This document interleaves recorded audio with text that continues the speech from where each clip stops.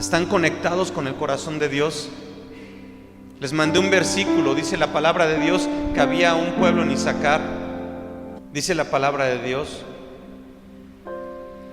que entre los guerreros del pueblo de Israel estaban los guerreros de Isaacar.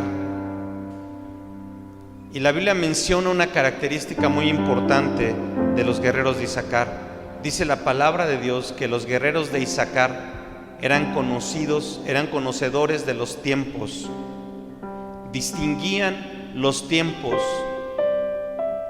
Como iglesia tenemos que distinguir el tiempo que nos tocó vivir. Tenemos que entender que estamos viviendo los últimos tiempos y que esto que está aconteciendo es parte de lo que está profetizado en la palabra de Dios. Y si pensamos que con los tiempos las cosas van a mejorar, las cosas no van a mejorar. La palabra de Dios dice que en los últimos tiempos las tinieblas cubrirían la tierra y la oscuridad cubriría las naciones. Pero también dice la palabra de Dios, pero sobre de ti amanecerá mi luz. Y cuando dice la palabra de Dios que sobre nosotros amanecerá la luz del Señor, se está refiriendo a la iglesia y al pueblo de Israel. En los últimos tiempos la iglesia y el pueblo de Israel serán bendecidos en gran manera.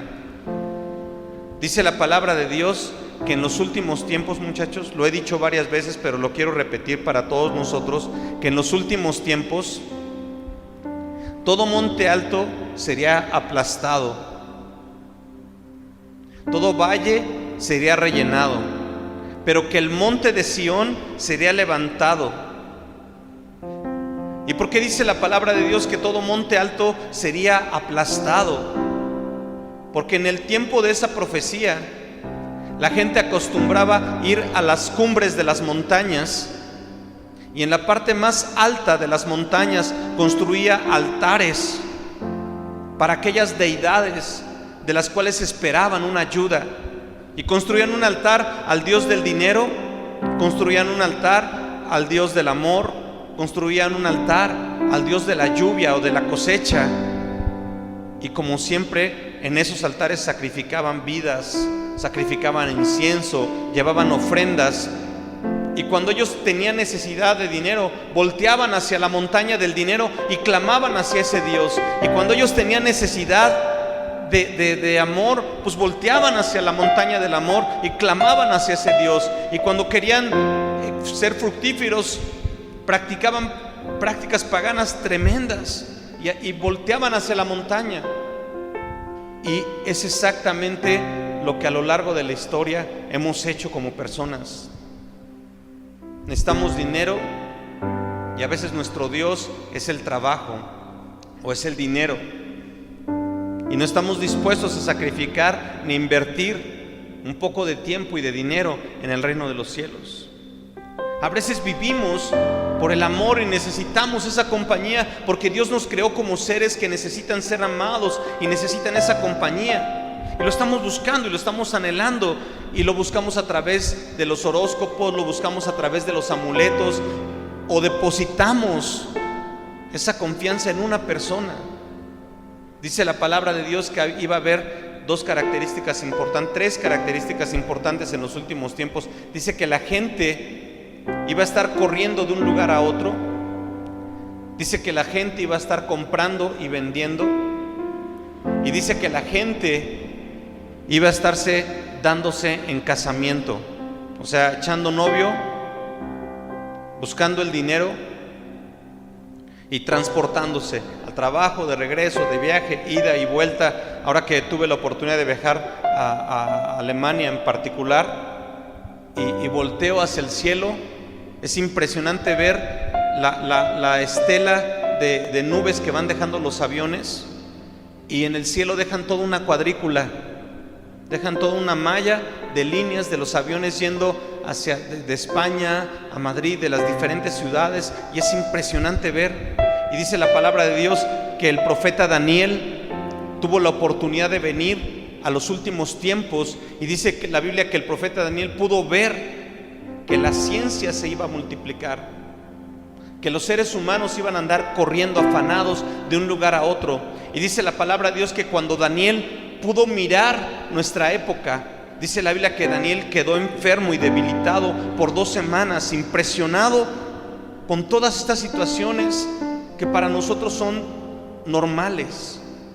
Daniel quedó impactado y quedó enfermo y debilitado y no se podía levantar solamente por poder mirar el tiempo que nos tocó vivir a nosotros. Pero me llama la atención que a pesar de un tiempo tan difícil que estamos viviendo, estamos tan distraídos, estamos en nuestro rollo, estamos pensando y estamos haciendo planes a muy futuro y estamos pensando, es que me voy a casar y voy a estudiar y voy a hacer esto y voy a hacer aquello, y Cristo viene pronto. Y estas cosas lo que están haciendo, si ustedes se dan cuenta, el que pueda haber medidas de salud a nivel global, el que una sociedad de la salud a nivel mundial pueda imponerle sanciones y pueda presionar a otro país. ¿Por qué? Porque ahora si un país no implementa unas medidas, entonces ese país va a afectar a otro país. ¿A qué obliga estas enfermedades? Obliga a que los países se unan, obliga a que haya leyes iguales para los diferentes países, obliga a que haya órganos de gobierno iguales para los diferentes países, obliga a que haya reglas iguales para los diferentes países. Nada más que recordemos que todo ese contexto de unificar al mundo bajo una misma regla, bajo un mismo gobierno, lo que hace es preparar al mundo para la venida del anticristo. Y ciertamente viene el anticristo pronto. El apóstol Pablo decía, el anticristo, el espíritu del anticristo ya está con nosotros.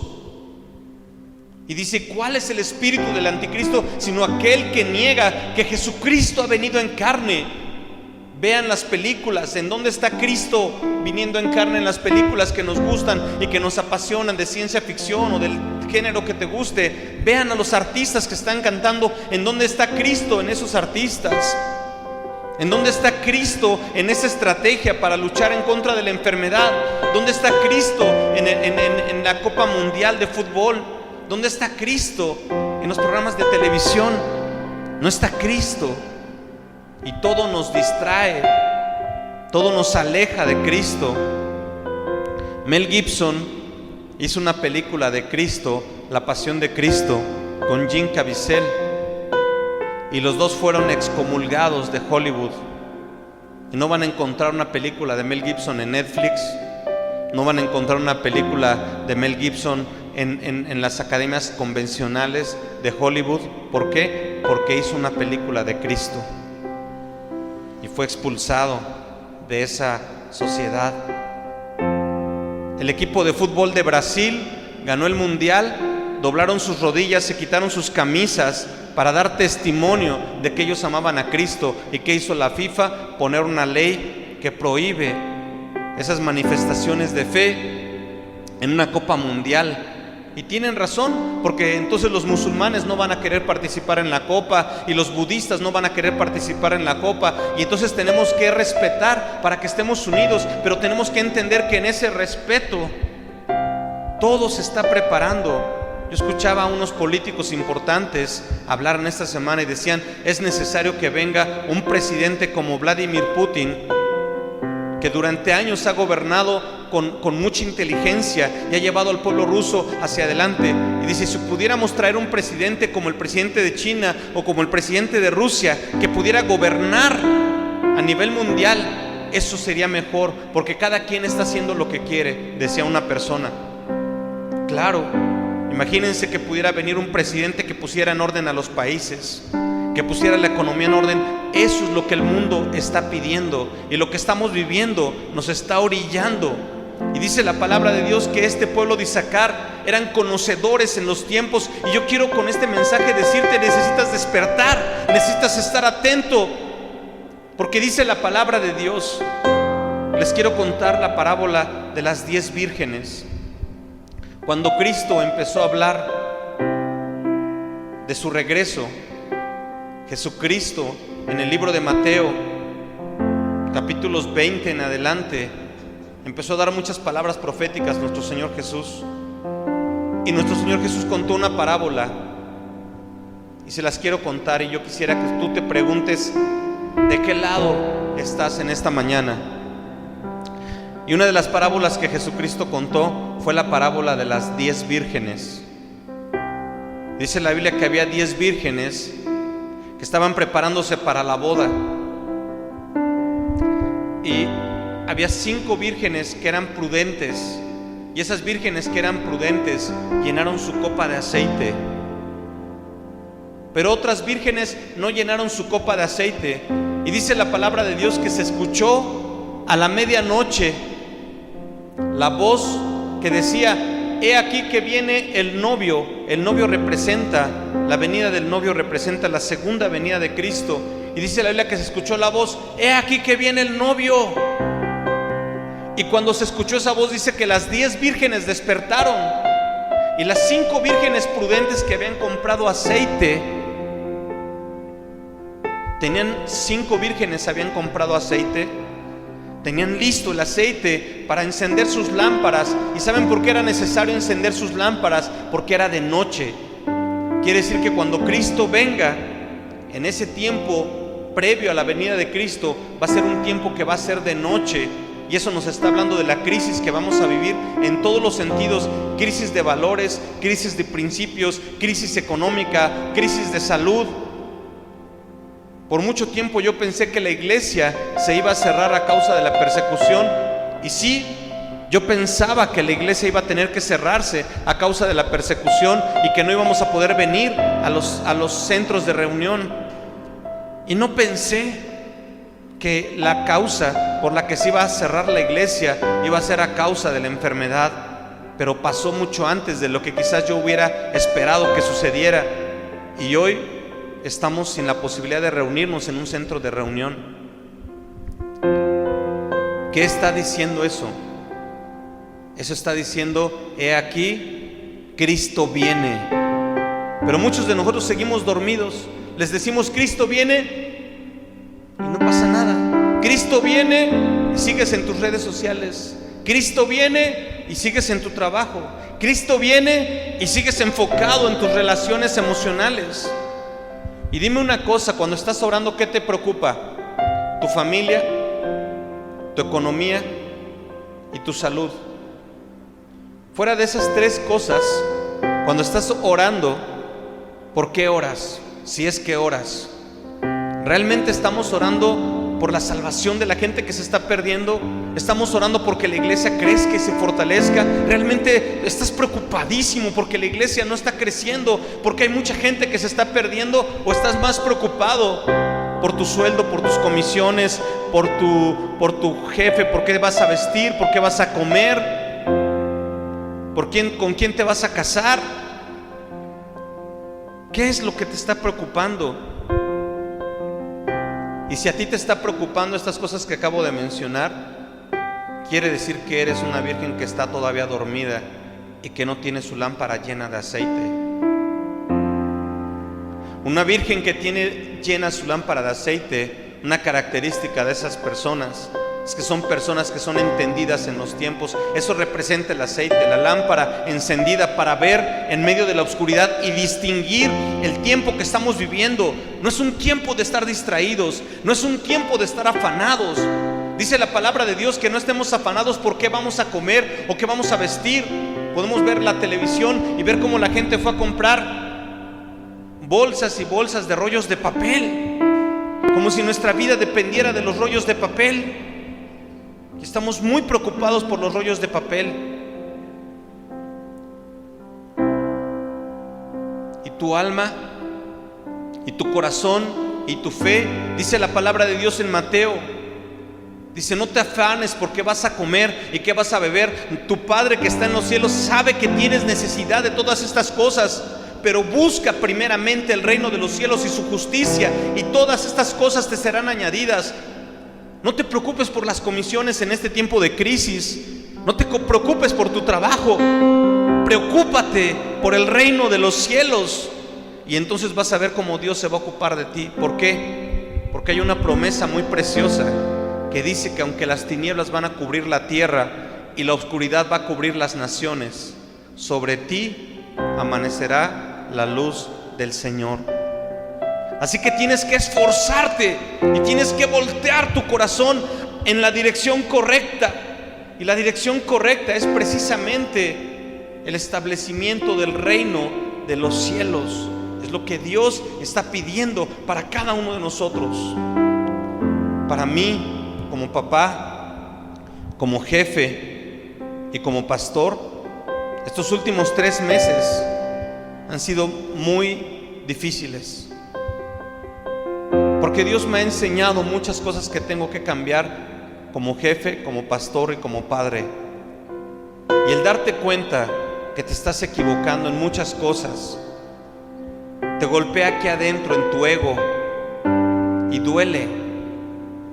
Y han escuchado las predicaciones y muchos de ustedes se han incomodado con las predicaciones, pero en realidad he estado hablando de mí, de mis luchas, de mis batallas, de lo que está aquí adentro de mi corazón.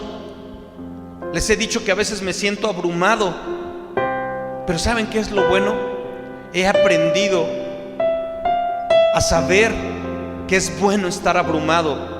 Hablaba con un amigo hace 2 semanas y me dijo: oye, ¿cómo te ha ido? Y le dije: ¿sabes qué? La verdad es que no me ha ido muy bien. Ha estado difícil esto. Han pasado demasiadas cosas malas en un poco tiempo. Pero ¿saben qué he aprendido, muchachos? Que cuando muchas cosas malas pasan en poco tiempo, siempre es porque Dios te está dando un mensaje. Estuve leyendo Job en estos días también, y en un solo día pierde su negocio, pierde a sus hijos, y dice la Biblia que se enferma. Y yo no había leído con detalle cómo había sido la enfermedad de Job, pero dice la Biblia que Job le dice al Señor: mi carne está llena de gusanos, mi cuerpo está lleno de costras, y se resquebraja mi piel y apesto. Y cuando me pude imaginar a un hombre, dice que la Biblia que su carne se pegó a sus huesos, y me pude imaginar entonces a Job ahí en su desesperación, con sus llagas, agusanado, apestando. Dice la palabra de Dios que la gente se volteaba y su esposa le decía que apestaba. Su esposa se asqueaba de él. Ya había perdido todo. Pero me impresiona la vida de Job, porque a pesar de que había sido Satanás el que había hecho todas esas cosas, arriba de Satanás está Dios, que Él es soberano y que Él es poderoso. Y Dios le había permitido a Satanás hacer esas cosas, y Job lo reconoce perfectamente bien. Y en ningún momento Job se refiere a Satanás, porque Job entiende que el trato no es entre Satanás y las pruebas, y mi jefe y mi mamá con la que tengo problemas, y mi jefe con el que me estoy peleando, o el empleado con el que estoy peleando. No es el problema ahí.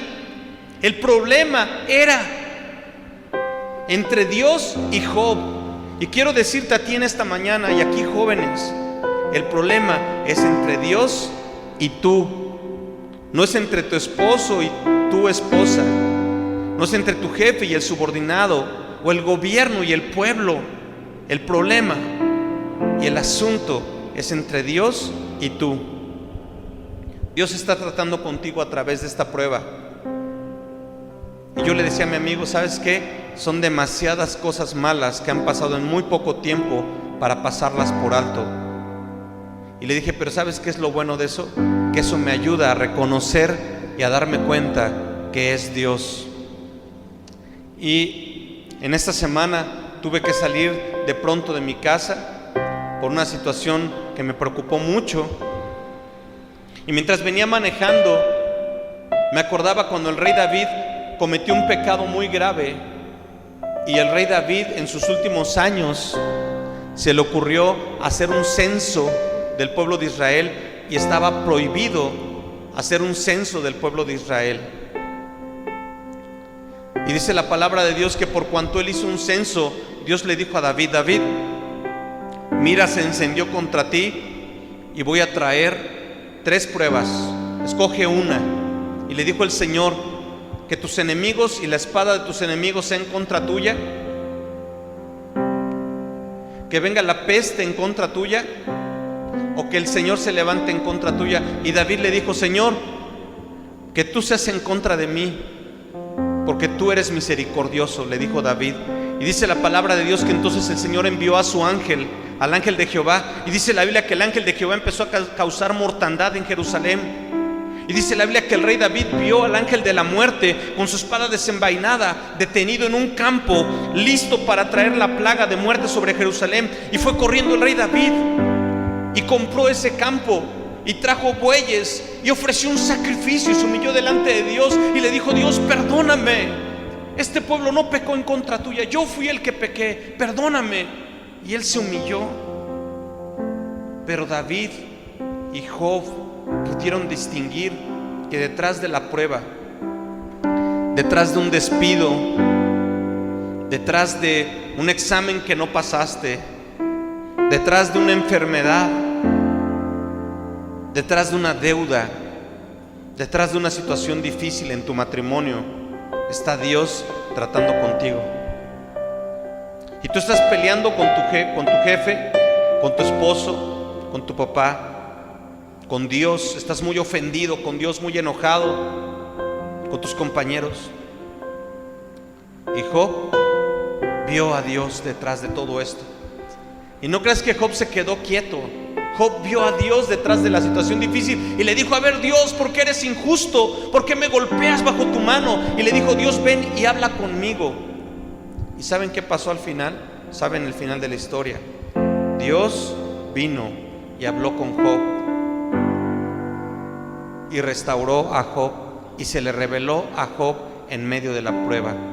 Por eso la palabra de Dios dice en Santiago, cuando yo menciono la carta de Santiago en la Biblia, en el Nuevo Testamento hay un libro, una carta, que se llama Santiago. Y ese libro se me hace muy especial, esa carta se me hace muy especial. ¿Saben por qué? Porque Santiago era su hermanito de Jesús. José y María tuvieron hijos y uno de esos hijos fue Santiago. Y Santiago escribió esa carta. Y no se habla mucho de Santiago, pero eso significa que Jesús cargó a Santiago en sus brazos cuando era un bebé. Eso significa que Jesús agarró a Santiago de su manita para que caminara cuando estaba chiquito. Eso significa que Jesús quizás le llamó la atención a Santiago cuando era un pequeñito. Eso significa que cuando José falleció y Jesús se hizo responsable de su familia, Santiaguito vio a Jesús como su proveedor y como su padre. Y un hombre que tuvo una relación de esa forma con Jesús nos va a dar una visión completamente distinta. Y Santiago lo primero que dice es: tengan por sumo gozo cuando se hallen en diversas pruebas. Y pensé cuál era la prueba más fuerte que había vivido Santiago y Jesús juntos. ¿Y saben cuál fue? La muerte de su padre. Cuando murió José, siendo Santiago un pequeñito y siendo Jesús un joven, estuvieron juntos ellos dos en esa prueba.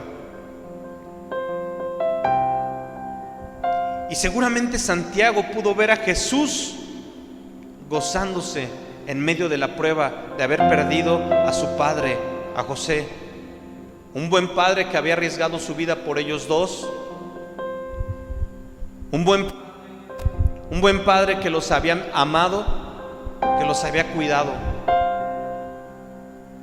Y yo te quiero preguntar para terminar, ¿qué actitud tienes ante la prueba? Quizás eres un joven indolente que ni siquiera se da cuenta de la prueba y que siente que está de vacaciones ahorita. Quizás eres un anciano aterrorizado en su casa de que la muerte lo visite pronto. Quizás eres un padre depresivo, al borde de la depresión porque no tienes trabajo y no puedes mantener tu casa. Quizás eres un joven desanimado porque no te hizo caso la novia que querías o el novio que querías y estás muy preocupado por tu relación de noviazgo porque ya tienes 30 y te está dejando el avión y estás muy preocupado por esos asuntos. Quizás estás muy ofendido porque tu papá te compró unos zapatos que no eran de la marca que tú esperabas. ¿Cómo estás?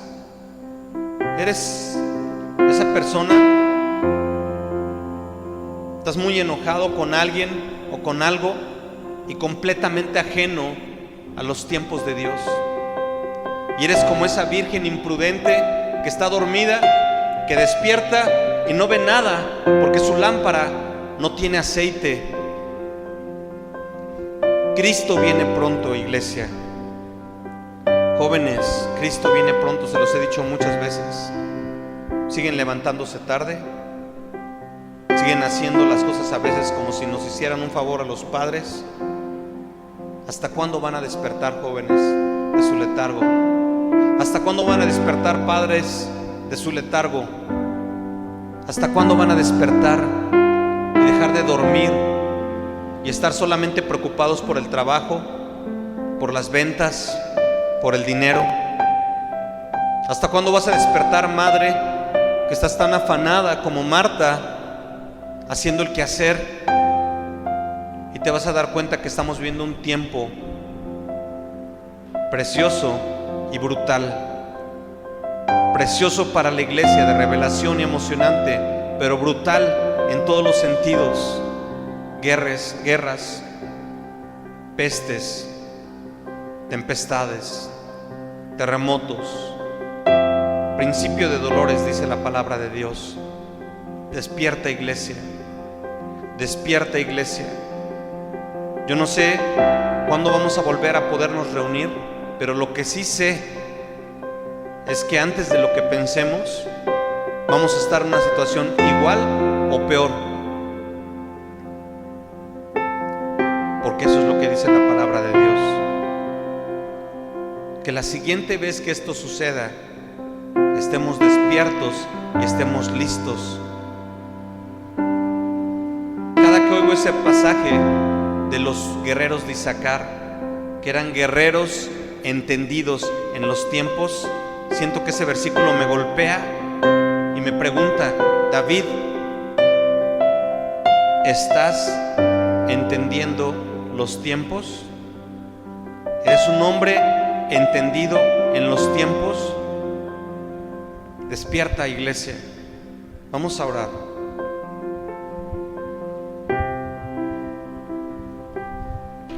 Señor, hemos estado dormidos mucho tiempo, distraídos, ajenos a ti, conocedores de todo e ignorantes de tu voluntad. Perdónanos, Señor. Perdónanos, Señor. Hoy nos acercamos a ti para buscarte y para amarte y para servirte.